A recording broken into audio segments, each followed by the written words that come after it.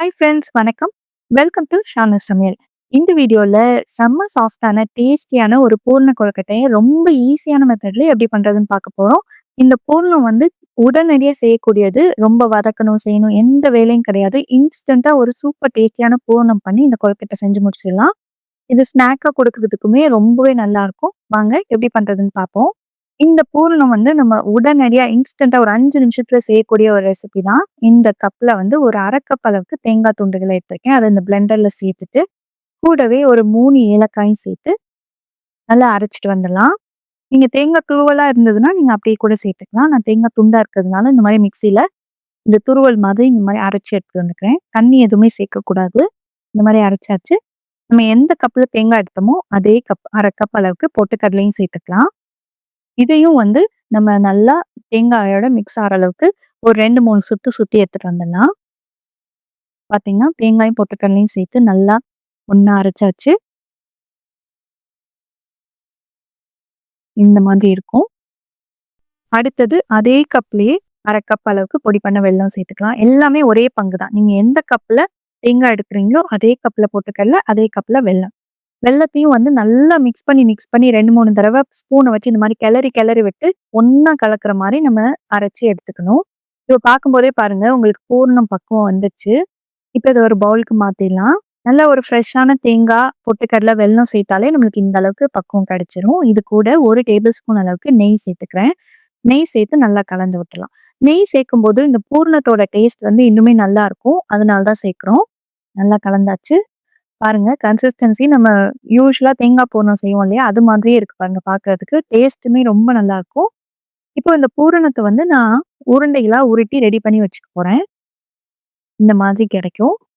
நீங்க உங்களுக்கு குட்டி குட்டி கொழுக்கட்டையா வேணும் அப்டின்னா, சின்ன சின்னதா நீங்க பிரிச்சு வச்சுக்கோங்க. நான் பெருசா தான் செய்ய போறேன். அதனால ஒரு 10 போல இத பிரிச்சு வச்சிருக்கேன். 10, 11 அளவுக்கு நம்மளுக்கு கிடைக்கும். அடுத்ததா மாவு பிசைறதுக்கு இந்த பேன்ல ஒரு 2 கப் அளவுக்கு தண்ணி சேர்த்துக்க போறேன். நம்ம 1 கப் மாவு எடுக்க போறோம். சம்டைம்ஸ் 1 1/2லேருந்து 2 கப் அளவுக்கு தண்ணி தேவைப்படும். அதனால நம்ம 2 கப் அளவு தண்ணி கொதிக்க வச்சுக்கலாம். நீங்க வீட்ல அரைச்ச மாவுனாலும் சேர்த்துக்கலாம். நல்லா நைஸா இருக்கிற மாதிரி மாவா பார்த்துக்கோங்க. இத இந்த பவுல்ல சேர்த்துட்டு கொஞ்சமா மட்டும் ஒரு 1/4 டீஸ்பூனோட கம்மியா உப்பு சேர்த்துட்டு அத நல்லா கலந்து விட்டுடலாம். இப்போ நம்ம சேர்த்த தண்ணி நல்லா கொதிச்சுட்டு இருக்கு பாருங்க. நல்லா தளன்னு கொதிக்கணும். அந்த அளவுக்கு நம்ம கொதிக்கிற தண்ணி தான் மாவுல சேர்க்கணும். கொஞ்சமா தண்ணி சேர்த்துட்டு, இது கூடவே ஒரு 1லேருந்து 2 டீஸ்பூன் அளவுக்கு எண்ணெய் சேர்த்துக்கலாம். அப்ப மாவு இன்னுமே நல்லா சாஃப்ட்டா கையில ஒட்டாம நல்லா வரும். தண்ணி சேர்த்ததுக்கு அப்புறம் நல்லா கலந்துக்கணும். நம்ம சூடு பண்ணி வச்சிருக்கோம் இல்லையா? அந்த தண்ணிய மொத்தமா சேர்க்காம, கொஞ்சம் கொஞ்சமா நம்ம சேர்த்து தான் பெசையணும். ஏன்னா, ஒவ்வொரு மாவோட தன்மைய பொறுத்து தண்ணியோட அளவு முன்ன பின்ன ஆகும். அதனால கொஞ்சம் கொஞ்சமா சேர்த்து பெசஞ்சுக்கலாம். எல்லாம் ஒண்ணா சேர்ந்து வந்துருச்சு பாருங்க. கை பொறுக்கிற அளவுக்கு சூடு வந்த உடனே, இத கையில நல்லா ஒண்ணா சேர்ந்து மிக்ஸ் பண்ணி வச்சுக்கலாம். மாவோட பக்குவம் இந்த அளவுக்கு இருக்கும். சாஃப்ட்டா. இப்போ இந்த அளவுக்கு எனக்கு தண்ணி மீதி இருக்கு பாருங்க. கிட்டத்தட்ட ஒரு 1/2 கப்லேருந்து 3/4 கப் அளவுக்கு தண்ணி இருக்கும். அடுத்ததா நம்ம எதுல கொழுக்கட்டை வேக வச்சு எடுக்க போறோமோ, அதுல கொஞ்சமா எண்ணெய் சேர்த்து ஸ்ப்ரெட் பண்ணி வச்சிடலாம். நான் இந்த இட்லி தட்டுல தான் வைக்கிறேன். நீங்க ஸ்டீமர் பிளேட்ல வைக்கிறீங்கன்னா, அதுலயுமே எண்ணெய் தடவிக்கோங்க. இப்போ கொழுக்கட்டைய நம்ம ரெடி பண்ணிடலாம். ஒரு பட்டர் பேப்பர் எடுத்திருக்கேன். உங்ககிட்ட வாழை இலை இருந்ததுன்னா, நீங்க அதையும் எடுத்துக்கலாம். பட்டர் பேப்பர்ல கொஞ்சமா எண்ணெய் தடவிட்டு நம்ம எந்த அளவுக்கு பூரணம் எடுத்துருக்கோமோ, அதுக்கு தகுந்த அளவுக்கு மாவு எடுத்துக்கணும். நான் பூரணத்தோட அளவு அதிகமா எடுத்துக்கிறதுனால, மாவோட அளவுமே பெருசா எடுத்துருக்கேன். நீங்க பூரணம் கம்மியா எடுத்திருந்தீங்கன்னா, மாவை இன்னும் கொஞ்சம் கம்மியா எடுத்துக்கோங்க. கையில எண்ணெய் தட்டுட்டு, நல்லா ரவுண்டா அப்படியே தட்டிக்கணும். மெல்லிசா முடிஞ்ச வரைக்கும் தட்டிக்கோங்க. இந்த அளவுக்கு தட்டுனதுக்கு அப்புறமா, நம்ம பூரணத்தையும் அந்த ஷேப்லயே இப்படி நீளமா சிலிண்ட்ரிக்கல் ஷேப்ல அப்படியே வச்சிடலாம். வச்சுட்டு இந்த பேப்பரோட அப்படியே எடுத்து, இடி பாதியா ஃபோல்ட் பண்ணிக்கணும். ஃபோல்ட் பண்ணிட்டு அந்த ஓரங்கள் எல்லாம் நல்லா பிரஸ் பண்ணி விட்டுறணும்.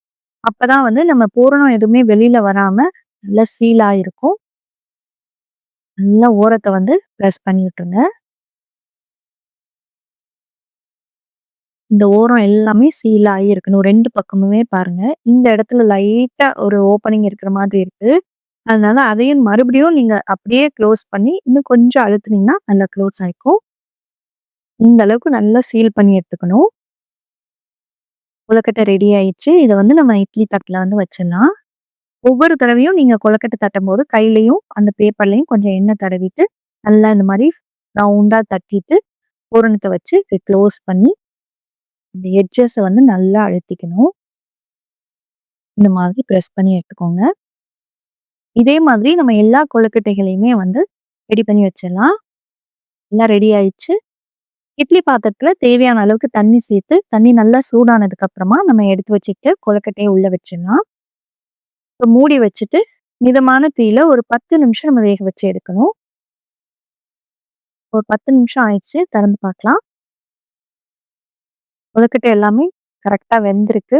கொஞ்சம் நேரம் ஆறுனதுக்கு அப்புறமா நீங்க எடுத்தீங்கன்னா, ஈஸியா எடுக்க வந்துரும். சூடோடயே எடுக்க ட்ரை பண்ணீங்கன்னா வந்து உடைஞ்சு போறதுக்கு வாய்ப்பு இருக்கு. கொஞ்ச நேரம் ஒரு 5 நிமிஷம் அப்படியே விட்டுட்டு, கொஞ்சம் சூடு ஆறுனதுக்கு அப்புறமா நீங்க எடுத்து சர்வ் பண்ணலாம். ஒரே ஒரு கொழுக்கட்டைய வந்து நான் பிச்சு காட்டுறேன் பாருங்க. நல்ல சாஃப்ட்டா உள்ள பூரணம் பாருங்க எவ்ளோ ஜூஸியா இருக்குன்னு.